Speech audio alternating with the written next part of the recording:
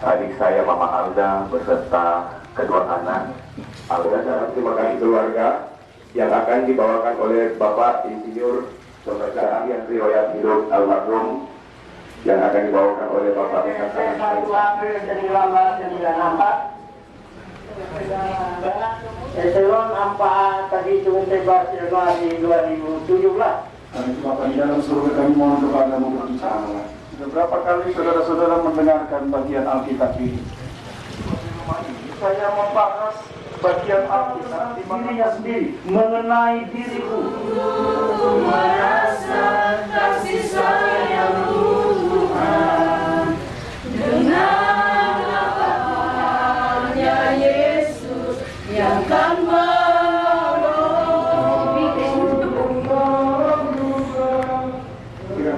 hendak mengantar dan melepaskan kekasih kami, saudara.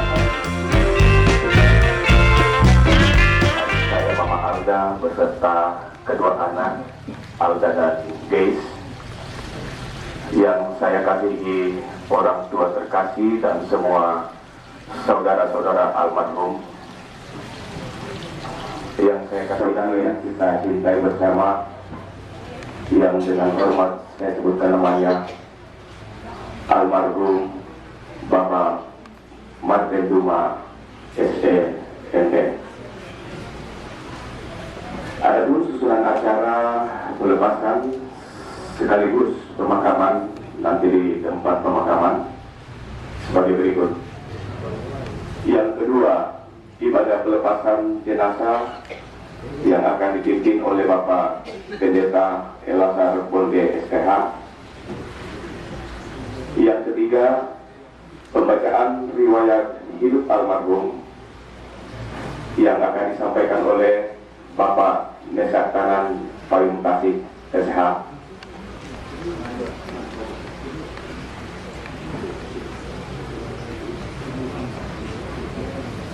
Saya ulangi, pembukaan sementara berlangsung.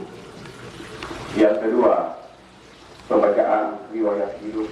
Yang ketiga, ucapan belasungkawa dari Badan Pekerja Majelis Jemaat Orang Ibadah Pelepasan Jenazah. Ucapan terima kasih keluarga yang akan dibawakan oleh Bapak Insinyur Sastian Setiawan. Kemudian pemberangkatan jenazah ke tempat pemakaman Punggolan, yaitu lanjutan ibadah pemakaman. Kemudian akan dilanjutkan dengan ibadah syukur pengucapan keluarga. Selanjutnya istilah madu dan pembacaan riwayat hidup almarhum yang akan dibawakan oleh Bapak Nesak Tanan Payung Tasik SH. Dengan hormat kami persilakan Pak.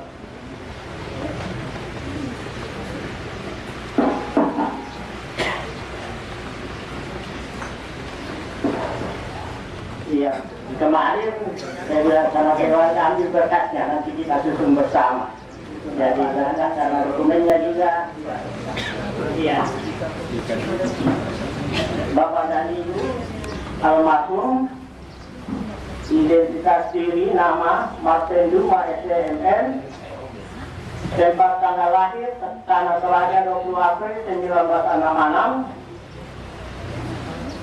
Almarhum adalah anak pertama dari 5 bersaudara dari pasangan suami istri Bapak Samuel Duma almarhum dan Ibu Martina Muru 9, dan meninggalkan 2 orang putri atas nama Parda Pendidikan.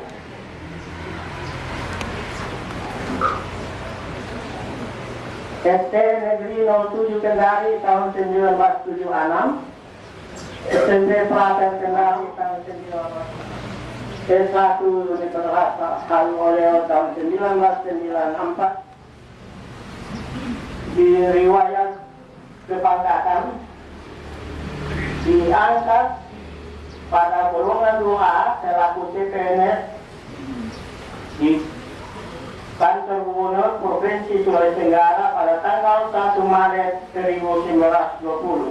SMP 1 April 1994, 1 Oktober 2000, Penyesuaian ijazah dari golongan 2C ke golongan 3A terhitung mulai tanggal 2 Januari 2001.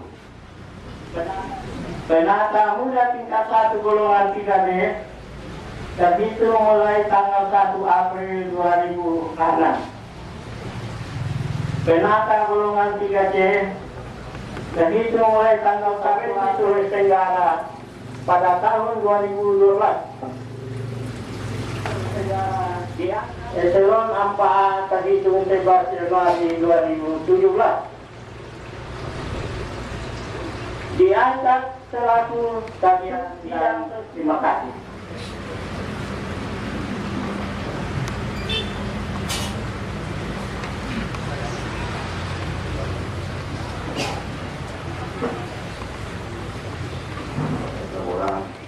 Dalam hal ini akan disampaikan oleh Bapak Pendeta Elazar Bonde, STH. Silakan.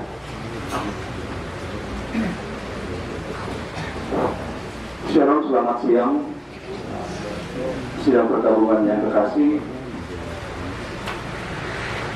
pemangku duka, Mami Alda dan anak-anak, orang tua, dan semua saudara-saudara, keluarga besar Duman Rerum yang saya kasihi dan saya hormati Malcolm dan Bapak Ibu mahasiswa yang berkenan hadir di tengah-tengah duka cita keluarga.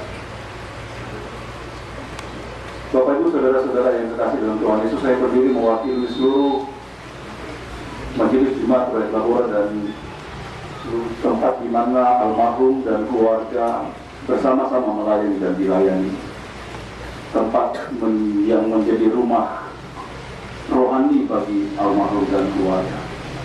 Oleh karena itu, dalam konteks itu tentu kami menjadi bagian dari keluarga almarhum, karena di jemaat bersama-sama dan dalam persekutuan keluarga mempercayakan pelayanan rohani.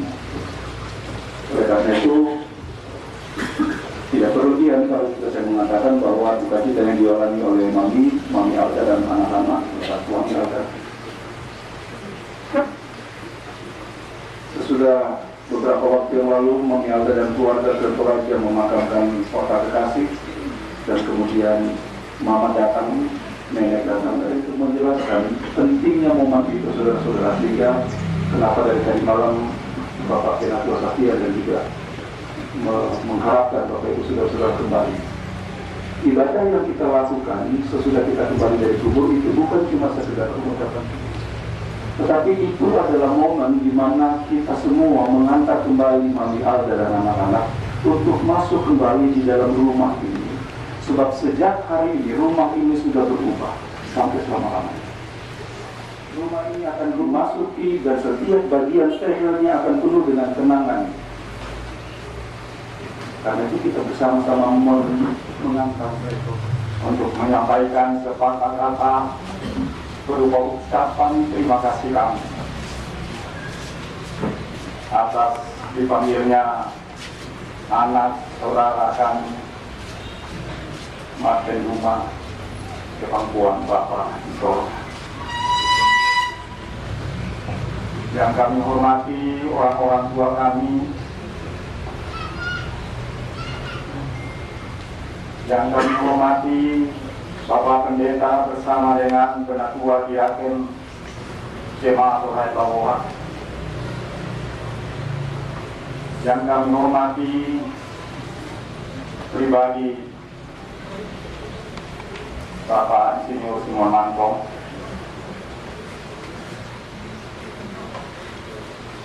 selaku anggota Dewan Kota Kendari, tetapi juga yang kami hormati dan kasihi jika pada saat ini anak atau adik kekasih kita Yudi Mahardika sebagai kandidat wali kita yang boleh hadir di tengah-tengah kedukaan kita pada saat ini. Memberkati, kiranya apa yang dicita-citakan Tuhan boleh mengabulkan. Kami menyampaikan ungkapan kasih kami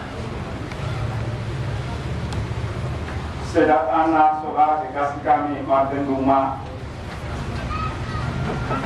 mengalami sakit, bahwa bantuan yang disampaikan baik bantuan moral maupun material itu sangat kami rasakan. Tuhan kiranya akan mengembalikan semua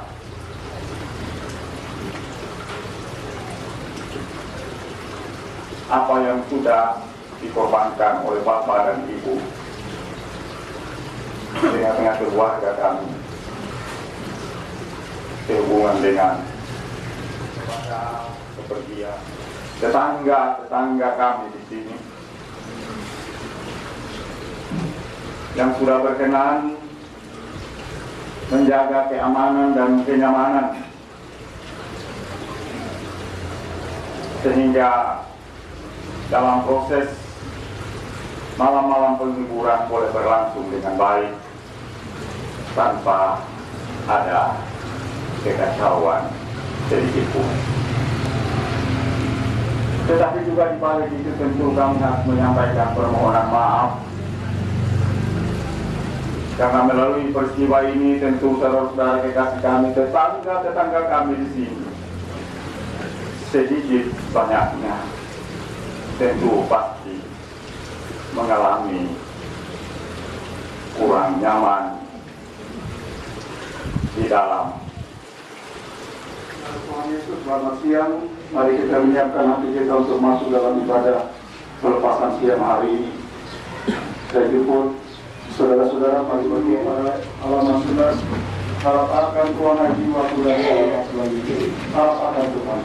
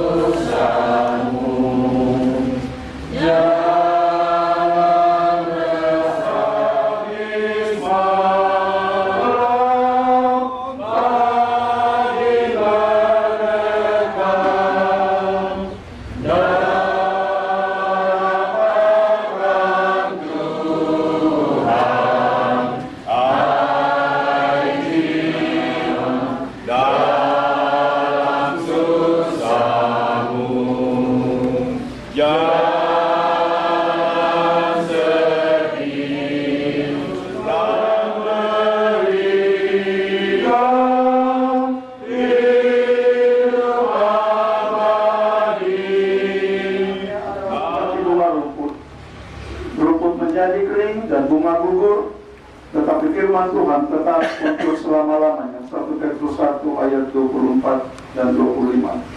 Cuma saya duduk, saya persilakan duduk kembali. Kita kembali mengangkat pujian pada buku atas pertama. Ada kota yang indah cerah, tampaklah bagi mata iman, rumah Bapa di sorga Bapa, bagi orang yang sudah menang, indahnya saatnya kita jumpa di kota permai. Indahnya saatnya kita jumpa di kota permai. Bapak Pemurah, kita patut bersyukur tetap pada masa hidup kita teriring berkah. Indahnya saatnya kita jumpa di kota permai. Tuhan menyertai kami, Bapa di dalam surga, kami mohon kepadamu berbicara. Ajar kami kebenaran yang Kau mau kami tahu, supaya kami tahu bagaimana mestinya kami hidup di sini. Demi Kristus Tuhan yang mengajar kami berdoa, Bapa kami yang di surga, dikuduskanlah nama-Mu, datanglah kerajaan-Mu, jadilah kehendak-Mu di bumi seperti di surga. Berikanlah kami pada hari ini makanan kami yang secukupnya, dan ampunilah kami akan kesalahan kami, maupun orang yang bersalah kepada kami. Janganlah membawa kami ke dalam pencobaan, tetapi lepaskan kami daripada yang jahat. Karena Engkau yang punya kerajaan dan kuasa dan kemuliaan sampai selama-lamanya. Amin. Almarhum dan Dumas yang hari ini saya pilih dari kitab 2 Timotius pasal 4. 2 Timotius pasal 4 ayat 6 sampai dengan 14.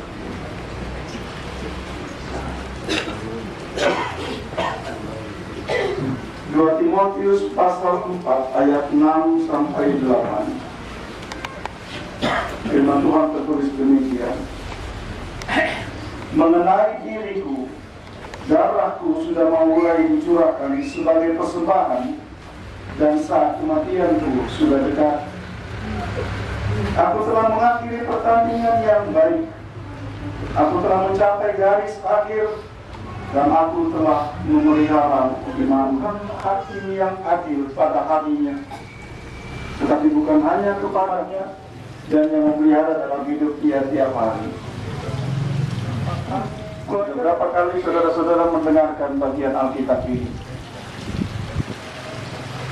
saya selalu menyampaikan berulang-ulang,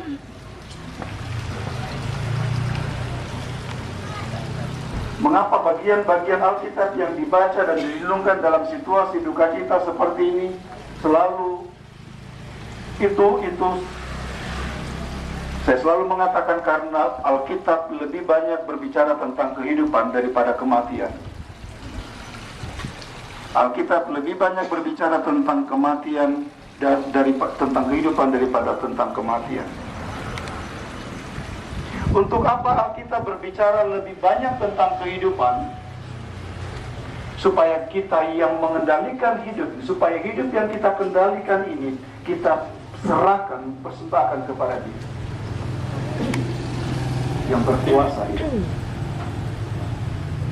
Nah, saudara-saudara, saya menyampaikan ini supaya saudara-saudara tidak merasa malu. Nah, saya mulai dengan mengajukan pertanyaan begini, saudara.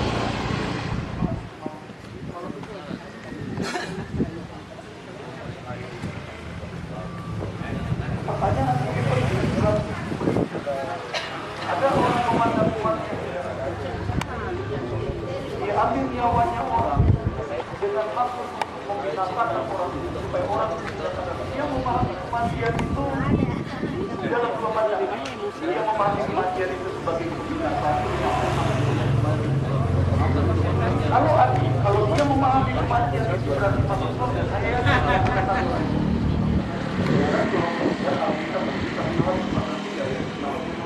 saya membahas bagian Alkitab di mana Paulus menjelaskan kepada jemaat di Tesalonika bagaimana keadaan orang-orang yang membicarakan hal tersebut.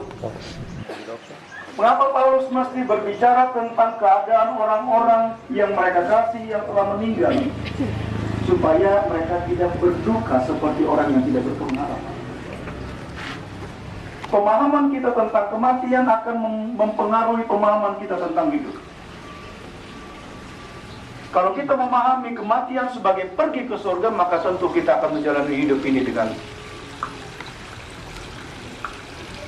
Tapi kalau kita memahami kematian sebagai kebinasaan, mari kita puas-puas di sehidup. Mari kita usaha apa yang kita lakukan, kesenangan kita cari apa yang toh semuanya akan mati dan seterusnya. Nah, saudara-saudara, kepada orang-orang di Tesalonika yang hidup dalam duka cita itu, Paulus bicara tentang kematian orang-orang yang mereka kasih dengan menggunakan kata Yunani yang berarti tidur. Kata Yunani yang dipakai dalam 1 Tesalonika pasal 4 ayat 13, di sana Paulus menggunakan kata tidur. Kata yang sama yang Tuhan Yesus pakai ketika mendengar berita kematian Lazarus di dunia. Ayat 13 katakan, tetapi maksud Yesus ialah tertidur dalam arti mati, Sedangkan saat mereka, Yesus berkata tentang tertidur dalam api biasa. Tentang kematian, makanya dia bilang tentang orang-orang yang mereka kasih di Tesalonika.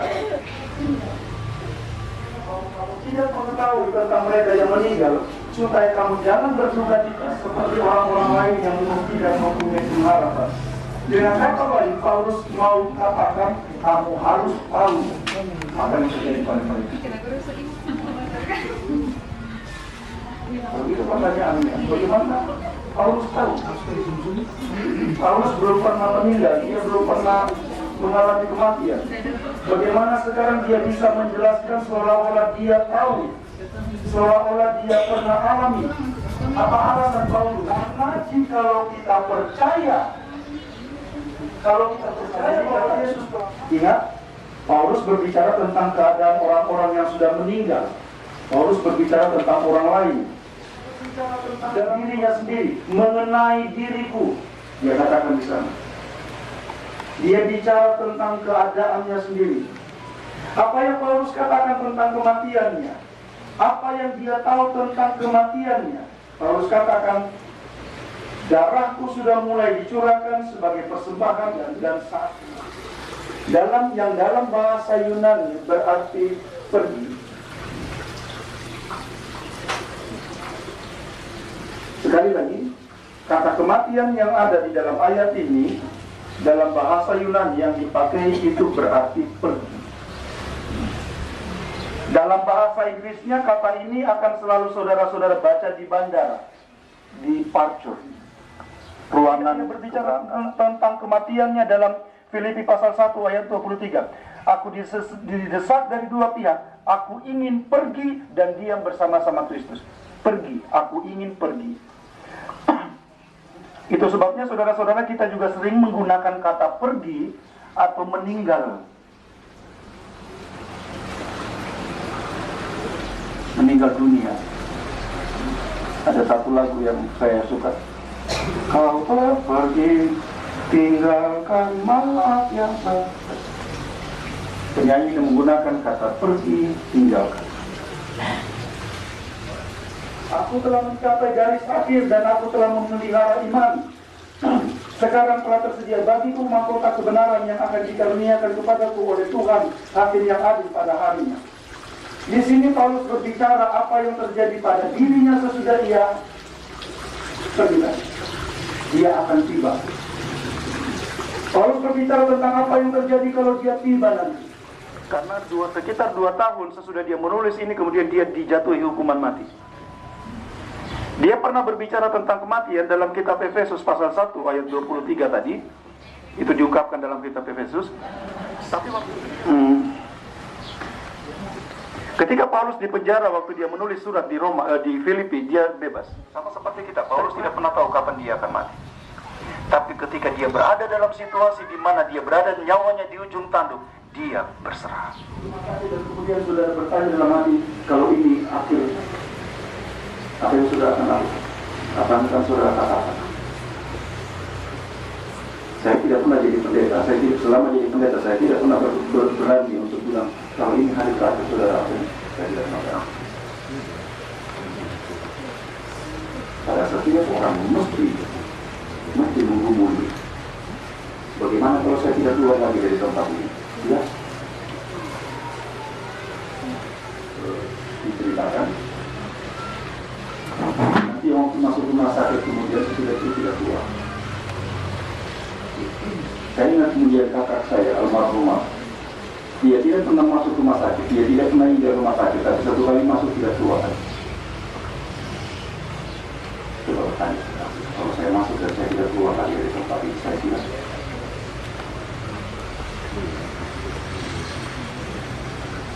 Mengapa Paulus dengan zaman di sana Paulus katakan begini, yang ku kehendaki ialah mengenal dia dan kuasa kebangkitannya dan persekutuan hidup meniru Yesus. Dia hidup meniru Yesus. Yang kedua, karena Paulus memberikan hidupnya sebagai sebuah persembahan. Karena dia menjadikan hidupnya, memberikan hidupnya sebagai korban persembahan, maka dia dapat bicara tentang mahkota. Karena saya sudah persembahkan kepadamu hidupku ya Allah, maka Paulus sedang berbicara tentang mahkota tadi. Dalam Galatia pasal 2 ayat 19-20, di sana Paulus menunjukkan komitmen hidupnya. Dan hidupku yang kuhidupi sekarang di dalam daging adalah hidup oleh iman kepada anak Allah yang telah mengasihi aku dan menyerahkan dirinya kepada. Paulus mempersembahkan. Tapi kan ini untuk Paulus, Pak Pendeta. Bukan. Paulus katakan ini bukan cuma untuk saya. Ini juga, melainkan juga kepada semua orang yang, bukan semua orang, Bapak Ibu Saudara-saudara. Paulus katakan keselamatan dari Allah itu bisa mencakup semua orang, tetapi keselamatan itu hanya berlaku kepada mereka yang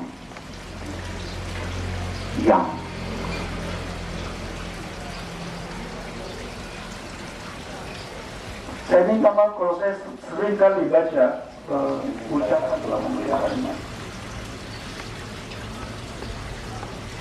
Padahal katakan kita tahu bagaimana dia hidup.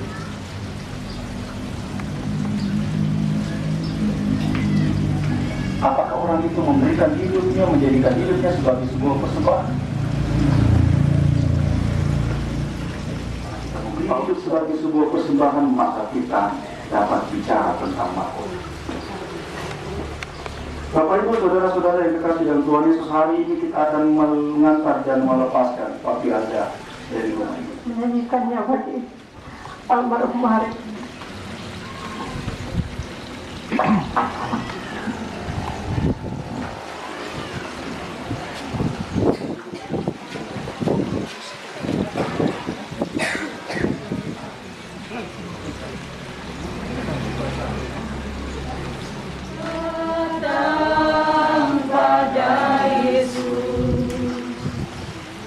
Apa yang diperlukan itu yang aku rasakan, aku datang dan berdoa padanya, dapatkan kasih darinya nyata dalam kehidupan ini. Sungguh aku merasa kau selalu ada denganku, dan sungguh ku merasa kasih sayangmu Tuhan. Dengan apa ku dapat balas semua kebaikanmu. Tak ada sesuatu yang dapat aku berikan sebagai persembahan yang berarti bagimu. Ku serahkan hidup ini, pakai aku Tuhan untuk melayanimu. Ku serahkan hidup ini, pakai aku Tuhan untuk melayanimu. Katakan bahwa inilah terakhir saya solo di keluarga, dan sempat dia katakan bahwa kerinduannya untuk juga mempersembahkan pujian ini di gereja Orel, tetapi Tuhan berkehendak lain. Kiranya persembahan ini membawa berkat buat kita. Hati bersedih ditinggalkan kekasih hati yang telah pergi untuk selamanya ke tempat yang abadi. Kehilangan melanda kalbu,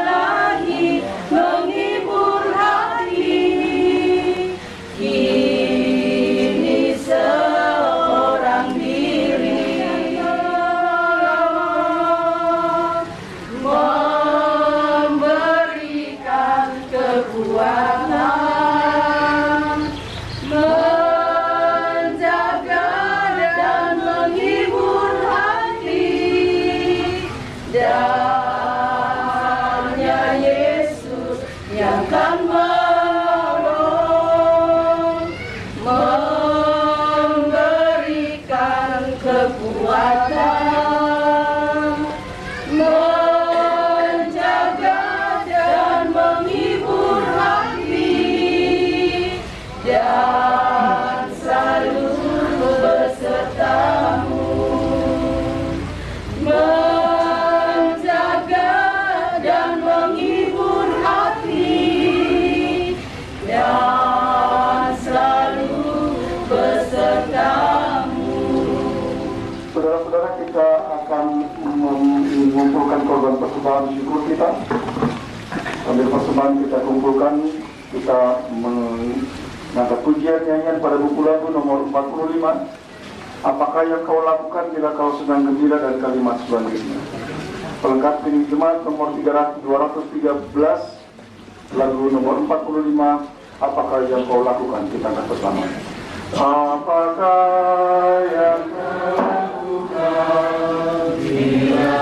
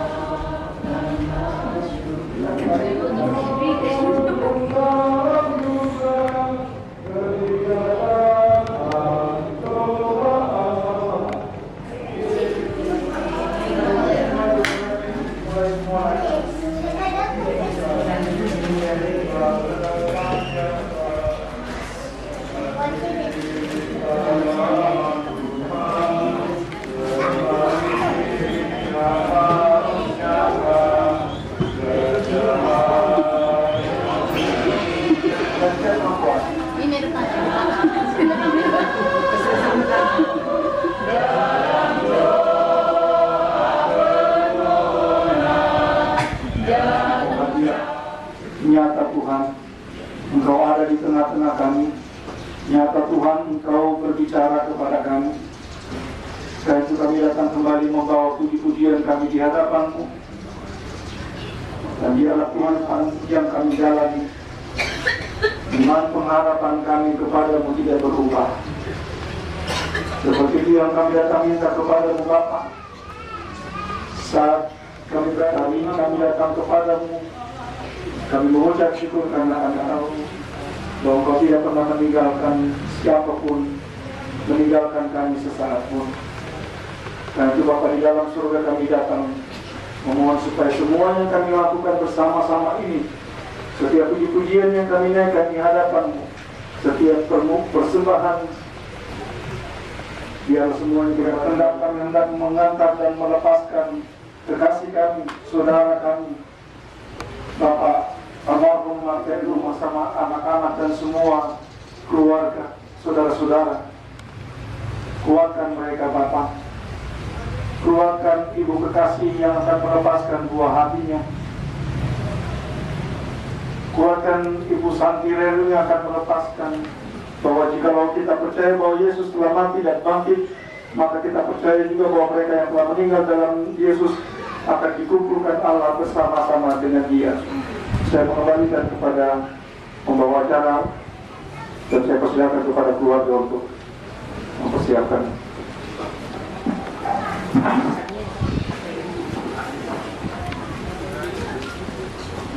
Demikian ibadah pelepasan pada siang hari ini.